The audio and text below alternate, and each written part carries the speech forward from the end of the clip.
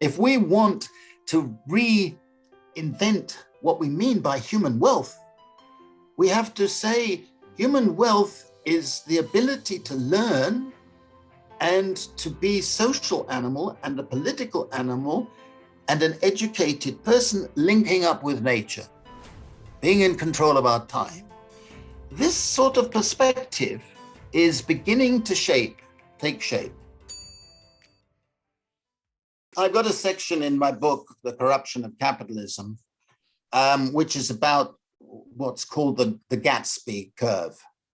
And the Gatsby curve is basically that there's been a huge decline in social mobility. Yeah. More and more, and even though the elite, you hear stories every day of people becoming super wealthy, etc., overnight and joining the plutocracy rather than the elite.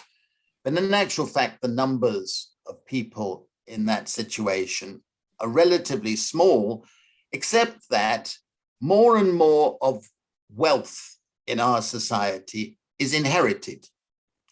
I mean, it used to be that in a country like my own, in the United Kingdom, something like 30% of all the wealth in the country was inherited wealth. Today, it's over 60% of total wealth, okay? And that's been the same in all OECD countries and in many developing countries. Inherited wealth is rentier capitalism Mark II, because it's merely a transfer of wealth and an accumulation.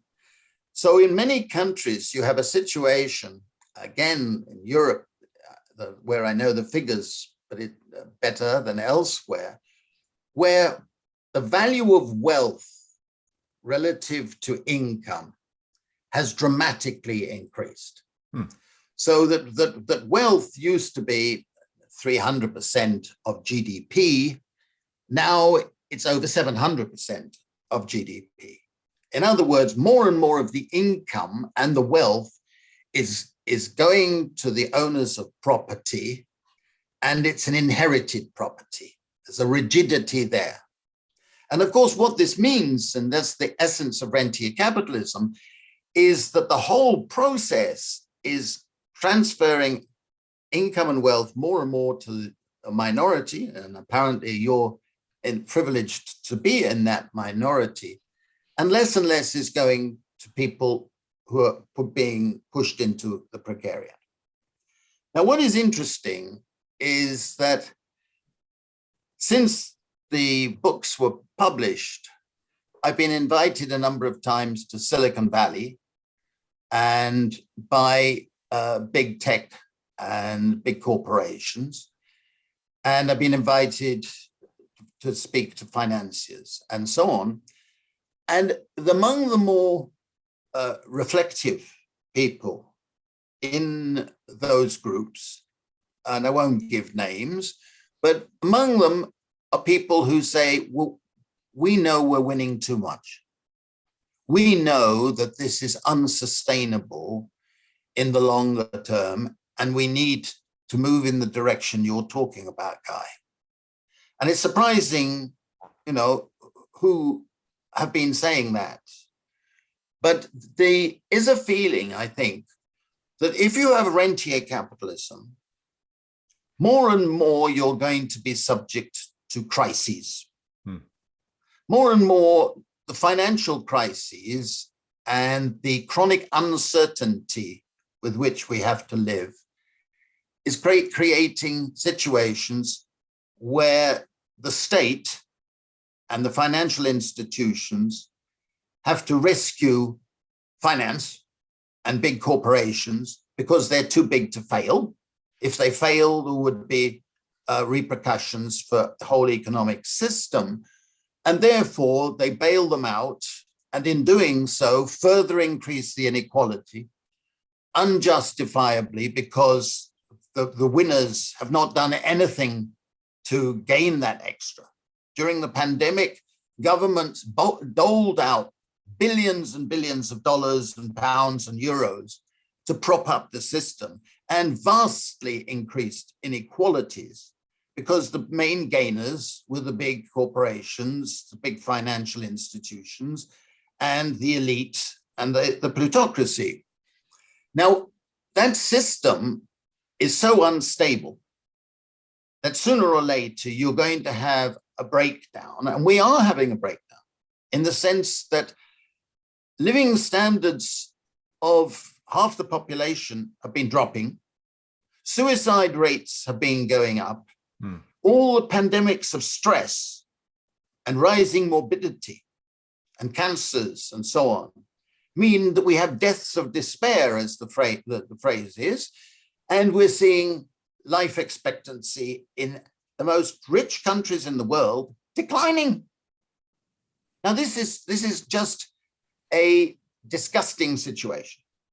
And it's up to us, I think, to be very clear that it's intolerable and that we mustn't be mealy-mouthed about opposing what is going on and calling a spade and getting on with dismantling rentier capitalism and finding the tools and supporting the tools.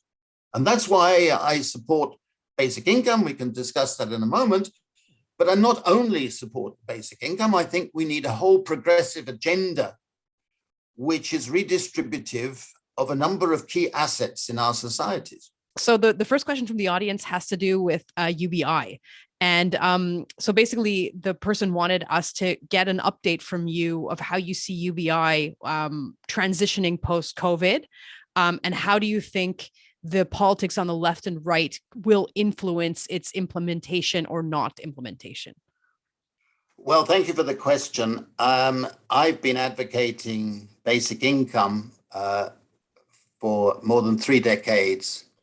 And you're listening to someone who's had whether a privilege, I think it's a privilege, some people would think it's a madness, to have been able to pilot basic income and advise people doing so in 4 continents of the world, and have analyzed the data from pilots and so on, so I can actually speak with experience.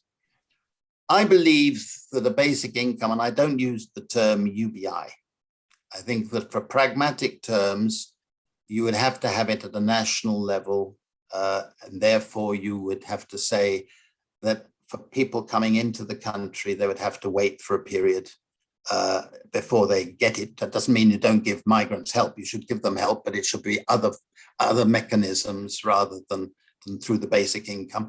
And people who are living outside their country wouldn't receive the basic income paid to residents inside the country. So I don't like the term universal, but basic income. A basic income would be a modest payment each month as a right to each individual, man, woman, equal, regardless of work status, regardless of marital, household status, or wealth, or whatever. It's a right. And you could tax back, you could claw it back from the wealthy if you wish, or whatever you wish to do, but it's an economic right, and it's individual, and it's unconditional in behavioral terms. If you break the law, that's a separate issue, then the law should take care of that. And the idea is that you would gradually build up the level as your mechanisms for funding it were concerned. I believe, and that's what I've argued in the book on basic income, that the fundamental justification for a basic income is ethical. It's philosophical. It's not instrumental. Yes, it would reduce poverty. Yes, you could use it to reduce inequalities, good things, great things. But it's fundamentally, first of all, about justice. The wealth of all of us, the wealth of society, the income of all of us, is far more to do with the efforts and achievements of the many generations who came before us than anything we do ourselves. But I don't know if your ancestors or mine or other people's contributed more or less. And if we allow private inheritance of private wealth, then we should see a basic income as a sort of public inheritance, a common dividend on the collective wealth. to give people basic security.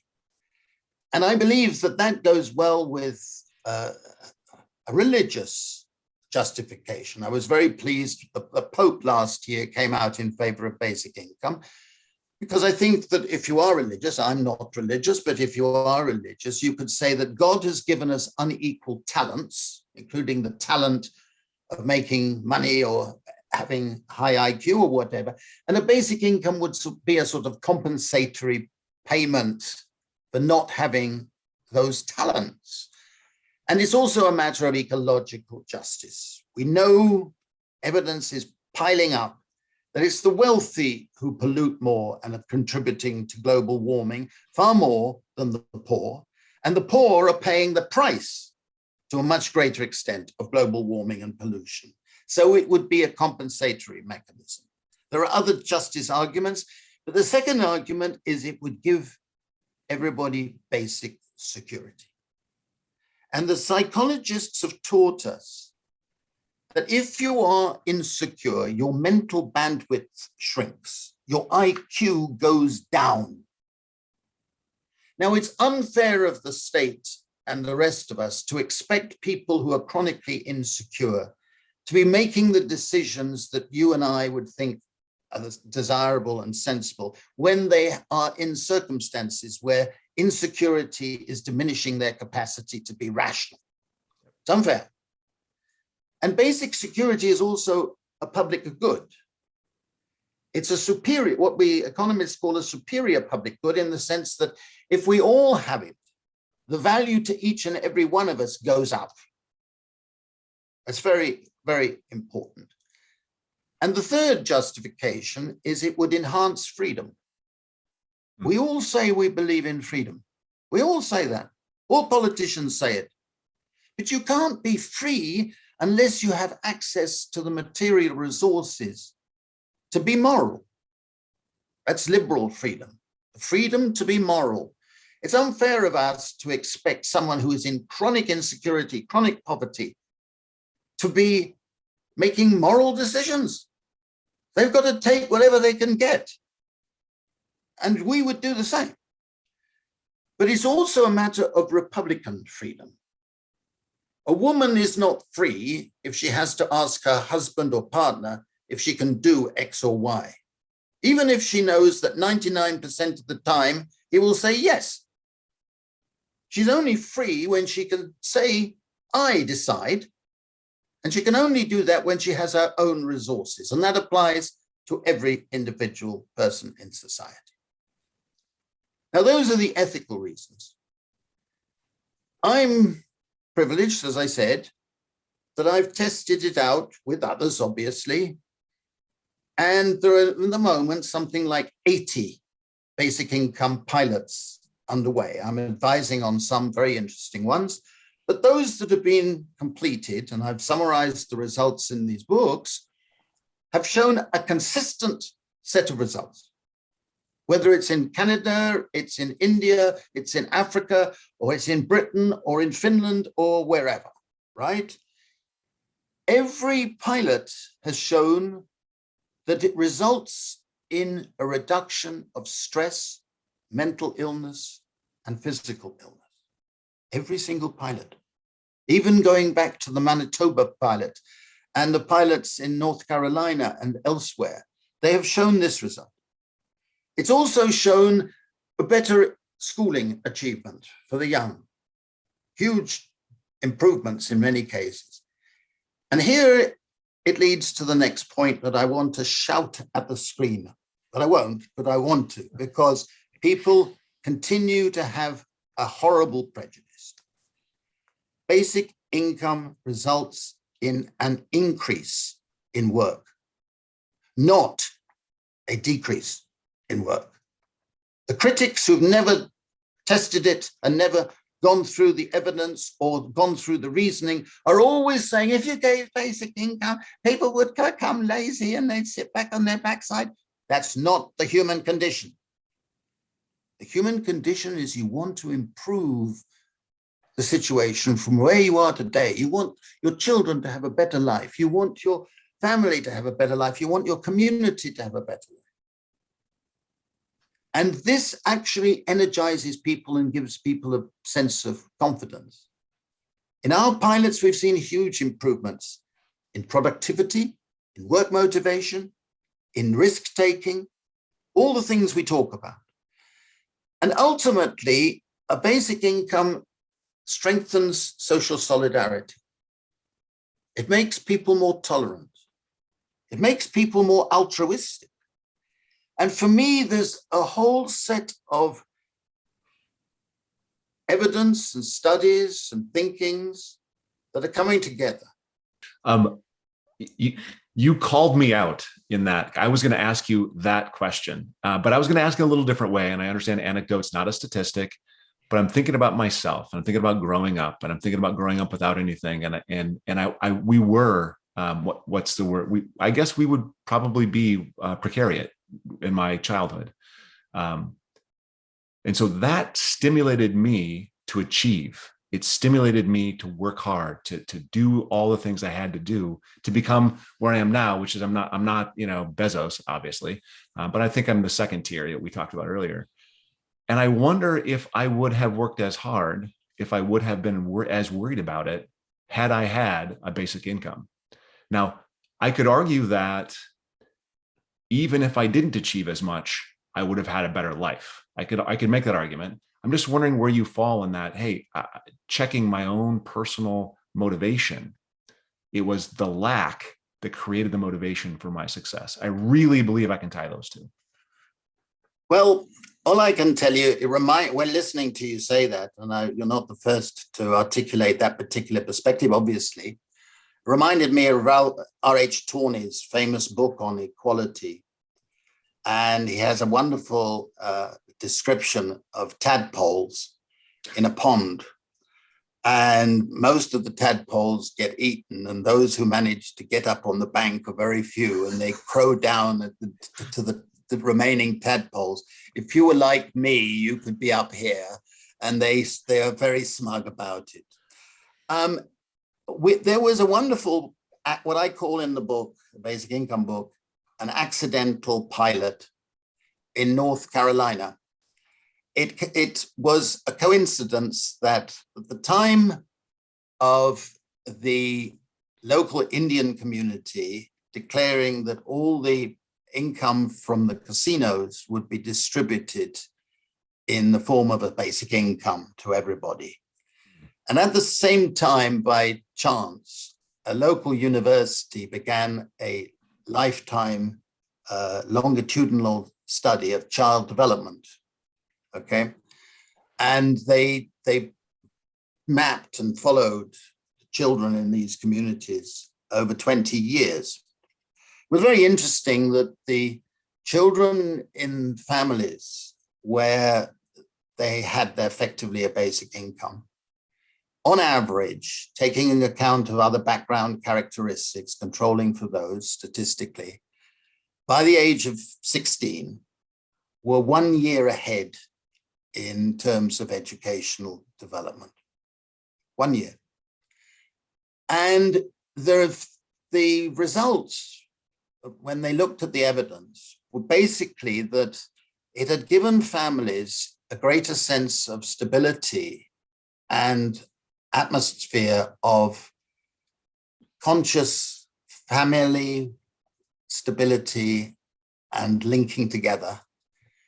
And this goes to what we've also find, that people, I'm not saying you lack this quality, Jonathan, so don't think I am, but they not only grow up with better mental capacities, but also better values. Because they've come from a situation. I came from a very, very poor background in this just after the Second World War.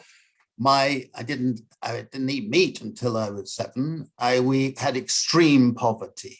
Okay, and I'm sure that is impaired both health and my mental capacities. I don't know how much. We don't know, but the thing is, I don't want any child to be struggling, and to use that as an excuse to deprive them of a basic income seems to me obscene, and I'm sure that's not what you're meaning. But the I mean, the giving to children of a sense of basic security, you know you will get your medicine, you know you will get food, you know your parents, etc., is enormously valuable. Our Indian pilot, where I used to weep when I used to go out to the communities, where we saw the effects of the basic income on nutrition, on their capacity to go to school, to learn, to be able to learn, is enormously empowering in the long term, okay? Now you're the frog, and there are a few frogs out there, but I think most frogs, if they are educated, and I know you are wise enough to say, I would not want any child to be going through the deprivations that maybe you experienced, I experienced when we were very young. No way, okay? And I think that's what it's all about. That's why I'm a bit impressed by some of these plutocrats at Davos, who openly told me in the debates, we agree with you that we need a situation of people having a basic income. Some of them did it because of robots. They think robots are going to displace us all. Some of them did it for other reasons. But ultimately, the humanity of it is what will win the day. Because we should be intelligent enough and humane enough to want others to have what we would want and what we want our children to have, okay? And that, I think, is the fundamental rationale for this. But congratulations for being a frog. I'm very afraid of opening up another conversation here, but I'm gonna do it anyways. It sounds to me, and I don't disagree with it at all. I think it's a great idea. I think we should implement it. And I would say that the political cover for it to get it done, the country that implements it first and most broadly will be the most competitive country. So, if the US got out of its own way and did it, it would immediately give the US a productivity boost. Well, not immediately, but 16 years from now, we'd have a productivity boost, we'd have an intellectual boost, we'd have an innovation boost. All the kids that come out of this with better educations, with more food in their stomachs, all that kind of stuff would be better off, and that would boost the US in the future. Or pick your country, Canada, wherever, right? So do you ever make that argument to politicians? Yeah, I do. And we've found, it's very interesting that gradually the political debate around basic income has evolved. Funnily enough, the biggest opponents over the last 20 years that I've found have been trade union leaders and social democrat and Labour parties. Interesting. They've been the most, the far right, the conservative parties, you expect them to be hostile to it because they're class ridden. But anybody outside that, trade union leaders have been particularly blocking it. They want people in jobs. Well, I don't think that that's a very progressive stance, and I don't think that in the context of today's globalized capitalism, we are going to get back to a situation where rising real wages will be widespread, okay? China is coming up, and Vietnam and India and all these low-income countries, and they have a competitive advantage, and our wages in Canada or in Europe or wherever will continue to stagnate. So if you want to improve the material living standards, you're going to have a new distribution system. That's an economic argument, right? And I think that the political resonance is improving. I agree the way you presented it, because I think that the gradual realization that we're not only having an insecure society with chronic uncertainty, with more and more pandemics and the equivalent shocks that are coming through the system, which we can't predict and we can't protect ourselves against it. More and more, we're seeing a nastiness in society, a sort of egotistical, narcissistic nastiness. the other. We hate, there's more and more of that. And that stems from people being fearful and the political debate being based on ignorance and silos and the whole manipulation, because people are not participating in the life of the polis. They're not educating in the sense that education was meant to be. You know, Thomas Jefferson said the primary objective of education should be to teach people how to be citizens, not how to make more money, not how to be super clever in the financial community or in the business studies or whatever, but to be citizens. And I think one of the biggest needs today is to decommodify our education systems. Yeah. If we want to reinvent what we mean by human wealth, we have to say human wealth is the ability to learn and to be social animal and a political animal and an educated person linking up with nature, being in control of our time. This sort of perspective is beginning to take shape. And I say bring it on, because the next generation of young political leaders coming out of university, coming out of the commons, coming out of the extinction movement, the rebellion, and so on, I think will understand this need for a softer, convivial form of progressive thinking. And that will mean giving our values much greater emphasis. I hope that's going to happen. I believe the energy out there is going to make it happen. Okay, well, Guy, unfortunately, we're running out of time. We don't want to keep you from the glass of wine that you mentioned at the beginning, off camera at the beginning of the show. I'm looking forward to it. I'm parched. You know, it's been a pleasure. Yeah, but look, thank you very much for spending this time with us. Thank you for sharing your ideas with our audience.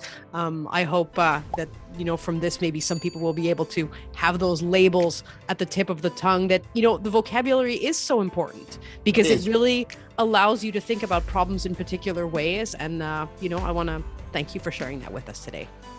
Thanks, Guy. It's been a pleasure. It's been a pleasure. Thank you both. Cheers. Thank you.